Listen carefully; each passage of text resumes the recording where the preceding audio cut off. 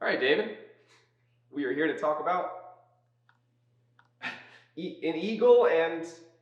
Yes, this is an original Volante, and this is a knockoff of one of our products. Sold using photos that we took. You want to turn around and show the backside? Keep in mind as well that I really attempted to get it to a size that would fit, actually measured and used their measurement chart. So in this video, we're going to talk a little bit about, David will walk you through what a knockoff is, how Volante has seen them throughout the years, the ways that they are sold, how they affect the value of products, both here and for other companies. Talk a little bit about the production of the Eagle. Key will walk us through some of the less obvious differences when it comes to stitching and pockets and sizing. And yeah, we're just going to give you a little bit of a look into what an actual Volante product looks like and what something that is based on it without any knowledge of the construction or the design or the fabric and just goes off of photos that are posted online. Yes, to make the cheapest product possible. Yes, so this was $50, I believe, on Amazon. This was not $50 on Amazon. Hopefully, after looking at this video, you will be able to see some of the differences, if it's not already Extremely obvious. Extremely obvious. And hopefully this will help to better inform your decision if you would like to purchase a new Kenway. It's the new name going forward.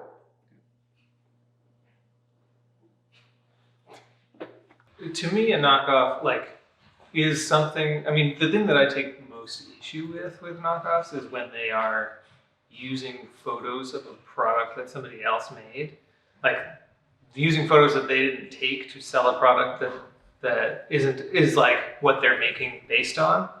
That to me is what a knockoff is. It's trying to pass off a less quality product as something that looks good by actually stealing the photos and making it look like that. It's really easy to do online because you can just post photos. When you see a knockoff online, it's usually on a site like eBay or even Amazon. Initially it was just eBay. They were just posting, they were taking our photos and posting them as a product just those are the product images and then just selling that. And at the time we didn't put watermarks on any of our photos, and it did because it didn't feel like it was necessary, but it had this big viral sort of post, and within weeks there were just those images were showing up on eBay for half or less the price that we were selling our jacket at. A lot of the knockoffs also would recolor our images, so they take our image and recolor it. You also see them removing the watermark that we put on after the fact. You see all sorts of stuff, adding their own watermarks on them as if it's their own thing. Photoshopping a different face in there, they do, or sometimes it's just my face, but it's cut off from the neck down, but you can see my beard. It is they are totally shameless about it, and oftentimes initially it was they just took our photos and posted it because they hadn't even made any yet to take photos of. Now you start seeing photos of me, but also photos of their product in the same product image or product page. And it's obviously different, but it doesn't matter because that's what people come to expect. Initially, it was just the Eagle because that was our one product that was really, that was the only thing we were making at the time. But as the years went by and we started releasing more products, we started seeing all of our other products sort of show up and do the same thing. It, I think, died down because just generally the viral sort of wave passed. Gargoyles, there's Harriers, there's all sorts of old stuff that we, all our Kestrel, Falcon, all of those products from that collection, and some of our other stuff too. I've seen it all, but I think that it sort of proliferated an idea that what you see online is not what you're going to get. People just even now they look at our products for the first time online and they're like, yeah, but it's going to be cheap or whatever. I saw a post, a comment the other day that was somebody who's just is it really made out of that fabric? It's because that is sort of the assumption, is that the fabric in the image is not what the final product is going to be. And I think, not that knockoffs didn't exist before we launched our jacket, but like, I think that a lot of that is like people bought these things looking at our jacket and getting this like shiny polyester costume. In a lot of ways, well, I want to say I have no idea how they make it for $50, because I can't imagine making something of that quality. We're just being like, well, it doesn't matter, you know, everything costs pennies. They obviously cut corners. There's like seams that are missing. The hood, I think the buttons don't work. Yeah, the buttons don't work. It's all just like made to look like the photo, which is funny too because the photo was at a time when we didn't really have a photographer, so it's kind of blown out. So you lose a lot of the detail that's in it, and so it's just like you can see it's a knockoff because they can't see the seams that exist because they were blown out or they didn't look good or you know like it was not visible in the photo. So I think it's just like they just cut all the corners, but the color blocking is so clear. Like this having a red panel here that's basically that shape, and having like that's so clear that it's easy to make it look like that jacket because the details on the fit are not as obvious as the color. So this is our eagle. It is a nice, hefty cotton denim material, so it's much more breathable. It has a great structure to it. It sort of like holds itself very, very well. The tails are a lot longer, so it has like this really nice dramatic angle to them, and there are 2 buttons to support and keep that angle there. So if you're moving around a lot, you don't have to worry about it flopping around in weird ways. All of our top stitching is done in this really nice red contrast, and it's a bit of a wire top stitch. It's like 3/16, I believe, and so it gives like a nice visual element to all of the seams that we have on there. The pockets are more angled and a little bit more defined on the jacket. We like to make it sort of a feature that is aesthetically pleasing, not something that you want to kind of hide. They are also nice, big, deep functional pockets. So I can stick my entire phone in there and it doesn't stick out or anything like that.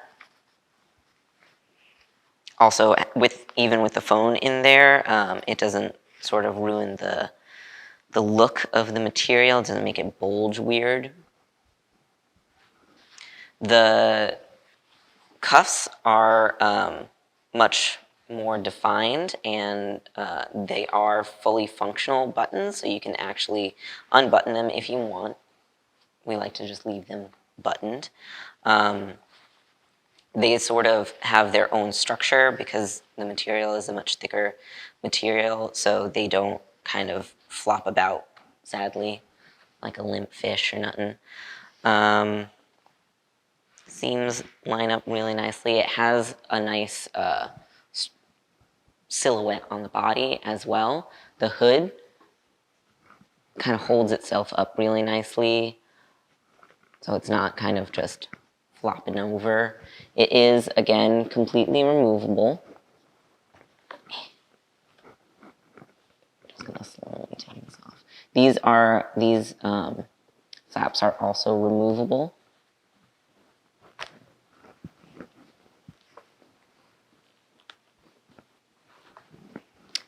So that's what that looks like without the hood there.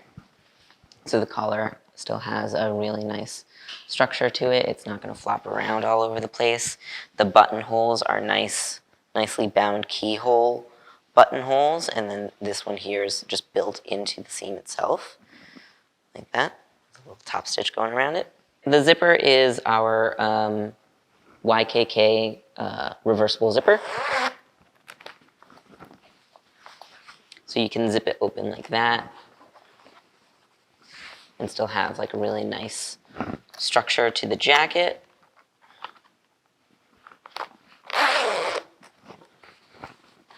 And there is also 2 inner pockets as well that are fully functioning. Nice, generous pockets in there. The lining is a really nice soft material, so it doesn't feel like sticky and sweaty. That's what that looks like. looks like, nice and open. So first and foremost, the fabric quality is what strikes me first. It's a really thin polyester material. It doesn't have a lot of body and structure to it. It shows all of the wrinkles and creases very easily, and it doesn't have a lot of weight to it. As you can see, the hood just kind of like flops about, and it doesn't hold itself up very well. All the straps here are pretty, they're very, very flat. There's not like a beefiness to the fabric itself.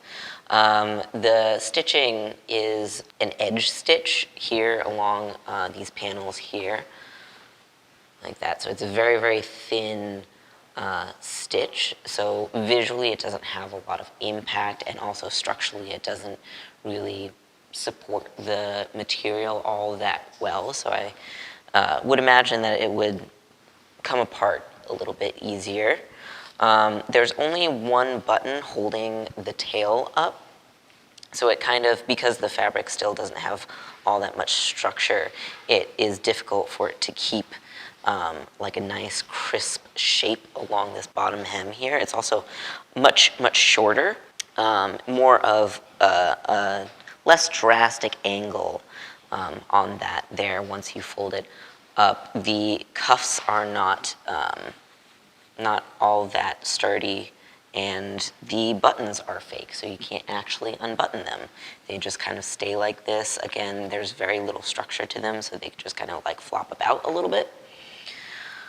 There are some pockets sort of blending into the jacket itself. They're very, very small pockets. As you can see, my entire hand doesn't even quite fit in there. Very tiny. I mean, you could probably stick a phone in there. Actually, yeah. This is an iPhone 12, I believe, just a normal one, and it doesn't quite fit into that pocket there. The hood is removable, but again, it doesn't have a whole lot of support to it. And then the buttonholes themselves are kind of just like very loosely zigzagged in there. That's kind of the hood there. And then that's what it looks like without the hood. And then, if we shall open this bad boy up, I'm going to tuck that over there.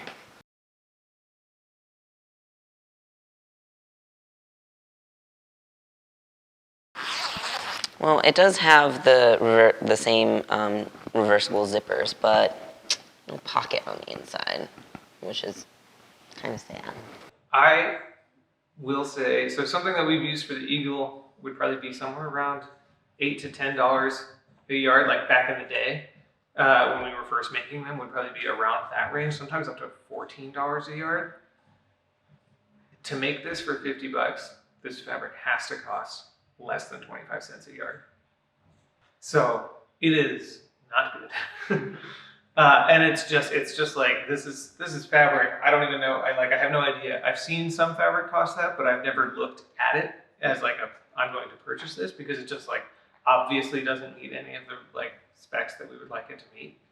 For me, at this point in my career, which is significantly advanced from when we first made the Eagle, I could probably make one in about 4 to 5 hours, not including cutting time. That's just like, it's all prepped and I just have to sew it together. Wow. I imagine that if I was making something like this, I could probably make it in an hour. Probably. But it's also, I don't know how to do it so fast that it's not good. Like you can see like the inaccuracies on the stitch width and all this stuff. It's like, I don't know how to not take my time sewing something. If I was really going fast, maybe I could do it in 30 minutes, 45 minutes, I have no idea. They were each made individually, and when we sold them, they were sold custom. So they were going to be cut, they were each custom size, each order was custom size, and custom colors. So for every single order, I would communicate with the customer, come up with custom colors for them, and then go to the fabric store, which is 45 minutes away, like drive out, spend 2 hours buying fabric for like 3 or 4 orders, finding exactly the right colors and matching them and making sure that the weights of the fabrics really, match nicely, and then starting to cut them out and sew them. We, at that point, either had to make paper patterns and adjust them by hand, or print out a paper pattern, cut out the pieces, trace those pieces on the fabric around the whole piece, cut out that with scissors, and then sew it. So it took 8 hours just to cut out, 8 to 10 hours just to cut out a jacket, and then on top of that, at that point, we were probably making jackets in 10 hours. So it was probably about 20 hours worth of just labor at the time, plus the time that I spent going, talking to customers and buying fabric. Versus now, we can cut through probably about 100 layers of fabric at a time. So it's much faster. We're cutting 100 jackets by following the line at one time. It's just a totally different thing. We have new machinery, we have all this stuff. It's been 10 years. Initially, the first one that I made was made on like a little home sewing machine. So like that, those photos was made on a home sewing machine. So that probably took me a lot longer because they have about, those are about like 600 stitches a minute, and our current machines go about 6,000 stitches a minute. So it's a big difference. Initially, obviously, my reaction to seeing knockoffs was, it was hurtful, right? It was painful, and I got really upset about it, and I would like sort of brood over it quite a bit. But they happened immediately, and there was no chance that we could keep up with them. Eventually, I started to realize, like, and we would report them, we would go through like DMCA takedowns, we tried to do some of that stuff, but it's just not worth our time to do. And eventually I came to the realization that like somebody who is buying this jacket for $50 is actually not interested in buying the same jacket, or our version of the jacket, the better version of the jacket, as a coat for $400 or $800 or whatever cost we're, like the comparable product that we have on our store right now is. It's just not the same audience. It's not the same person that wants to buy that. They want a $50 costume. We make a high-end handmade coat. Those are totally different things. That said, I take a personal pleasure when I see one of these at like a convention walking by our booth, to pull them from, get their attention and be like, hey, so we made that jacket initially. You want to try on a real one? And that there is a personal satisfaction to like showing people what they saw online and what that was supposed to feel like.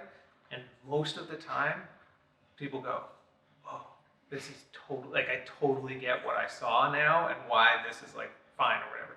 I try to be careful with that, because obviously when you've bought something, people will feel bad if they're like, oh, I bought a knockoff of your thing.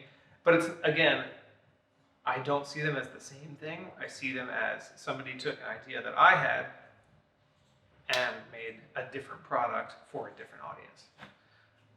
It's an easy way to like sort of reconcile those feelings for myself. All right, so hopefully you've enjoyed this look at what is now the Kenway compared to what is hopefully should be apparent, obviously not a Kenway. We actually see a lot of these things out in the wild. We saw some just this past weekend at New York Comic Con. We don't want to make this video because we're trying to somehow demean or make fun of or say that there's anything wrong. Obviously, if this is what you can afford and you really like to show off your allegiance to Assassin's Creed and how you love the IP and you want to be a part of the fandom, we totally understand that. But we would also just like to show and highlight the differences to illustrate that there really is a difference. We often get this question of how are the things that you make different from cosplay or from any other cheap item? Why do your items cost what they cost? I could just get this for way cheaper online. Hopefully this video will show and illustrate that there are differences that aren't readily apparent sometimes when you look at items online. But when you take a closer look, when you see them in person, when you have somebody who's knowledgeable take a look at them, it becomes very, very obvious.